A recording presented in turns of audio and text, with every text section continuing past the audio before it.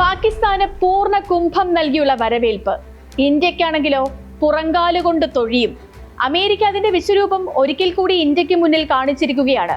പണ്ട് മാത്രമല്ല, ഇപ്പോഴും പാക് US ഭായി ഭായിയാണ്. ഇന്ത്യ അയക്കുന്ന വസ്ത്രങ്ങൾ മുതൽ മരുന്ന് വരെ സകലതിനും 25% നികുതി ഏർപ്പെടുത്തിയതോടെ ഒരു കാര്യം ഉറപ്പായി: അമേരിക്കൻ വിപണി എന്ന സ്വപ്നം തൽക്കാലത്തേക്കെങ്കിലും ഇന്ത്യക്ക് മുന്നിൽ അടയുകയാണ്. ഈ നികുതി ഇനി താഴണമെങ്കിൽ ഒരൊറ്റ മാർഗമേയുള്ളൂ: അമേരിക്കയിൽ നിന്നുള്ള പാലും പാലുൽപ്പന്നങ്ങളും മാംസവും ഇറക്കുമതി ചെയ്യാൻ ഇന്ത്യ സമ്മതിക്കണം. അമേരിക്കയുടേത് നോൺ വെജ് പാലാണെന്ന് ഇവിടെ പ്രഖ്യാപിച്ചു കഴിഞ്ഞ സ്ഥിതിക്ക് ഇനി തലതാഴ്ത്താൻ ബുദ്ധിമുട്ടാകും. പശുവിന് കൊടുക്കുന്ന ന്യൂട്രീഷൻ സപ്ലിമെന്റുകളിൽ അവിടെ മാംസവും മുട്ടയും വരെ ഉണ്ടെന്ന് ആരോപിച്ചാണ് ആ കച്ചവടം വേണ്ടെന്ന് ഇന്ത്യ നിലപാടെടുത്തത്.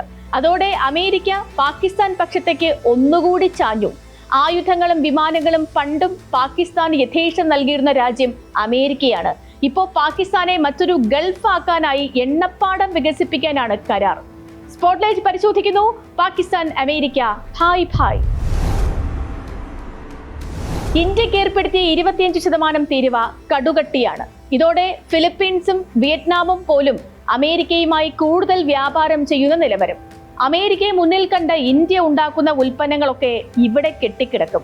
അതിൽ വസ്ത്രങ്ങളുണ്ട്, മരുന്നുണ്ട്, സമുദ്രോൽപ്പന്നങ്ങളുണ്ട്, യന്ത്രഭാഗങ്ങളുണ്ട്, ഭക്ഷ്യധാന്യങ്ങളും പച്ചക്കറിയും വരെയുണ്ട്. ഇന്ത്യ അമേരിക്കയ്ക്ക് നൽകിയ IT സേവനങ്ങളുണ്ട്. കടും വെട്ട് നികുതിയിൽ ഇവയെല്ലാം ഒട്ടുപാലിന്റെ വില പോലും ഇല്ലാത്തവയാവും. കഴിഞ്ഞ വർഷം ഇരു രാജ്യങ്ങളും തമ്മിൽ 13,000 കോടി ഡോളറിന്റെ കച്ചവടമാണ് നടത്തിയത്. രൂപയിലാക്കിയാൽ ഏതാണ്ട് 11 ലക്ഷം കോടി രൂപ വരും. ഇന്ത്യ ഒരു വർഷം പ്രതിരോധ ആവശ്യങ്ങൾക്ക് നീക്കിവെക്കുന്ന തുകയുടെ 4 മടങ്ങ് വരും ആ തുക. ഇന്ത്യ അയക്കുന്നതും ഇന്ത്യയിലേക്ക് അയക്കുന്നതുമായ എല്ലാ ഉൽപ്പന്നങ്ങളെയും ബാധിക്കും. സത്യത്തിൽ അമേരിക്കയുമായി കരാർ ഉണ്ടാവുകയാണോ ഒഴിവാവുകയാണോ വേണ്ടത് എന്ന കാര്യത്തിൽ ആർക്കും ഒരു തീർപ്പുമില്ല. അമേരിക്ക ഇപ്പോൾ ചെയ്തത് എന്താണെന്ന് നോക്കൂ.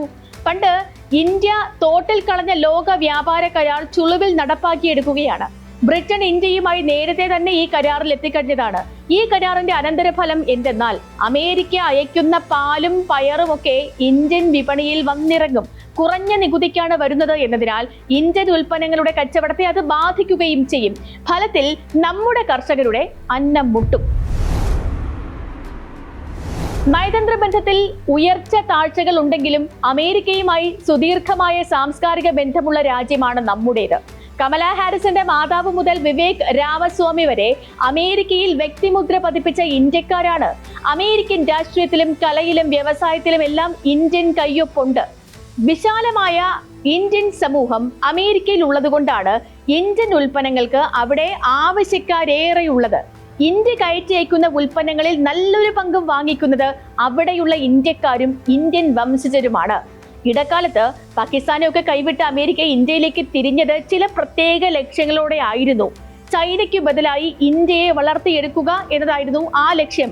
അപ്പോഴും ഇന്ത്യ പ്രതിരോധോപകരണങ്ങളും ആയുധങ്ങളും വാങ്ങുന്നത് റഷ്യയിൽ നിന്നായിരുന്നു. ഇതുമുണ്ട് ഇപ്പോഴത്തെ അമേരിക്കൻ നീക്കത്തിനു പിന്നിൽ. റഷ്യയിൽ നിന്ന് എണ്ണയും ആയുധങ്ങളും വാങ്ങുന്ന ഇന്ത്യയുമായി സഹകരിക്കുന്നതിൽ കാര്യമില്ല എന്ന് പ്രഖ്യാപിച്ചു തന്നെയാണ് ട്രംപ് ഈ പുതിയ തീരുവ അറിയിച്ചിരിക്കുന്നത്.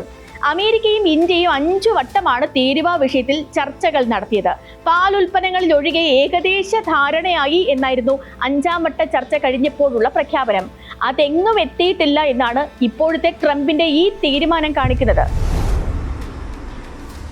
വിയറ്റ്നാം, ജപ്പാൻ, ഫിലിപ്പീൻസ്, ഇന്തോനേഷ്യ ഈ രാജ്യങ്ങളുമായി അമേരിക്ക കരാറിൽ ഒപ്പിട്ട് കഴിഞ്ഞിട്ടുണ്ട്. ഇന്ത്യയിൽ നിന്ന് അമേരിക്ക വാങ്ങുന്ന ഉൽപ്പന്നങ്ങളൊക്കെ നൽകാൻ കെൽപ്പുള്ളവയാണ് ഈ 4 രാജ്യങ്ങളും. ഇന്ത്യക്കെതിരെ വലിയൊരു നികുതി ചുമത്താൻ ട്രംപിന് ഇപ്പോൾ സാധിച്ചതും ഈ ഒരു പശ്ചാത്തലത്തിലാണ്. അമേരിക്ക പറയുന്ന നിരക്കിലാണെങ്കിൽ മാത്രം കച്ചവടം എന്നാണ് ആ നിലപാട്. ഇതിനെല്ലാം അപ്പുറത്ത് മറ്റൊരു വലിയ തിരിച്ചടി കൂടിയുണ്ട്. ചൈനയിലെ ഉൽപാദനം ഉപേക്ഷിക്കാൻ ആപ്പിൾ ഉൾപ്പെടെയുള്ള കമ്പനികൾ തീരുമാനമെടുത്തു കഴിഞ്ഞു. അവയുടെ അടുത്ത ലക്ഷ്യസ്ഥാനം ഇന്ത്യയാണ്. ഇന്ത്യയിൽ നിന്നുള്ള ഉൽപ്പന്നങ്ങൾക്ക് ഈ നികുതിയാണെങ്കിൽ അവരാരും ഇവിടേക്ക് വരില്ല. ഐഫോൺ ഉണ്ടാക്കുന്നതിനായി ആപ്പിൾ സഹസ്ര കോടികളാണ് ഇന്ത്യയിൽ നിക്ഷേപിക്കാൻ ഒരുങ്ങുന്നത്. അത്തരം വരവുകളെല്ലാം ഇതോടെ കടുത്ത പ്രതിസന്ധിയിലായി. അമേരിക്കയിലെ വ്യവസായികൾക്കെല്ലാം ഇന്ത്യൻ വിപണി തുറന്നു കിട്ടേണ്ടത് ആവശ്യമാണ്. ഇവിടെ വലിയ നികുതി നിലനിൽക്കുന്നതിനാലാണ് കച്ചവടം സാധ്യമാകാത്തതും. അമേരിക്കൻ ബിസിനസ് ലോബിയുടെ സമ്മർദ്ദം കൂടിയുണ്ട് ട്രംപിന്റെ ഇപ്പോഴത്തെ തീരുമാനത്തിന് പിന്നിൽ. ഉയർന്ന നിരക്ക് ചുമത്തിയാണ് അമേരിക്കയുടെ പ്രവേശനം ഇന്ത്യ തടുത്തു നിർത്തിയിരുന്നത്. ഇന്ത്യയെ തീരുവ രാജാവ് എന്ന് ട്രംപ് പരിഹസിച്ചിരുന്നത് ഇക്കാരണത്താലാണ്. ഇന്ത്യ പക്ഷേ ഇപ്പോൾ നേരിടുന്നത് വെറും താൽക്കാലികമായൊരു പ്രതിസന്ധിയല്ല, അത് നിലനിൽപ്പിന്റെ തന്നെ വിഷയമാണ്. ഇന്ത്യയെ സംബന്ധിച്ച് വിപണി തുറന്നിടുക എന്നത് ആത്മഹത്യാപരമാണ്. ഇന്ത്യയിലെ കർഷകർ ഇപ്പോൾ തന്നെ വറുതിയുടെ നടുവിലാണ്. അമേരിക്കൻ ഉൽപ്പന്നങ്ങൾ കുത്തിയൊഴുകാൻ തുടങ്ങിയാൽ നമ്മുടെ കൃഷിയും അനുബന്ധ വ്യവസായങ്ങളും ഒക്കെ അടഞ്ഞു പോകും. ഇതിനൊക്കെയും അപ്പുറത്താണ് പാകിസ്ഥാനുമായി അമേരിക്ക വീണ്ടും ചങ്ങാത്തം ആരംഭിക്കുന്നതുണ്ടാക്കുന്ന പ്രശ്നം. എണ്ണ ഉൽപാദനത്തിലെ ഈ കൂട്ടുകച്ചവടം ആയുധ കച്ചവടത്തിലേക്ക് വീണ്ടും നീങ്ങും. പാകിസ്ഥാനൊപ്പം അമേരിക്ക നിൽക്കുന്നത് മേഖലയെ കൂടുതൽ അശാന്തമാക്കും. ഇന്ത്യയേക്കാൾ നല്ലൊരു പങ്കാളി, കൂടുതൽ അനുസരണയുള്ള പാകിസ്ഥാനാണെന്നാണ് അമേരിക്കയുടെ കണ്ടെത്തൽ.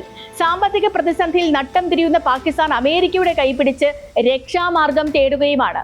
അമേരിക്കയുമായി വ്യാപാര കരാർ സാധ്യമാക്കാൻ ഇന്ത്യ എന്തു വിട്ടുവീഴ്ചയ്ക്കും വഴങ്ങിയേക്കും. പക്ഷേ പാകിസ്ഥാനുമായി അമേരിക്ക പുനരാരംഭിച്ച ചങ്ങാത്തം അത് ഇന്ത്യക്ക് എക്കാലത്തേക്കുമുള്ള ആശങ്ക തന്നെയാണ്. സ്പോട്ട്ലൈറ്റിന്റെ മറ്റൊരു വിഷയമായി നാളെ വീണ്ടും ഇതേ സമയം.